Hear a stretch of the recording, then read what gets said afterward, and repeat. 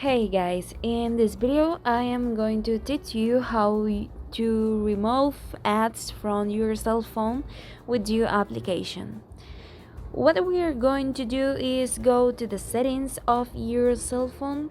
Here we are going to look to for where Google and save says Google from. We can see that the account that we have of default appears in your cell phone, and we are going to go to where it say ads.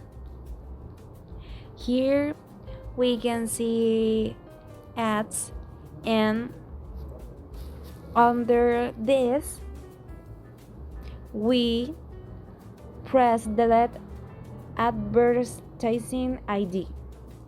This is all, guys. It's very simple and very fast. Thank you for watching this video, and don't forget to subscribe in the channel.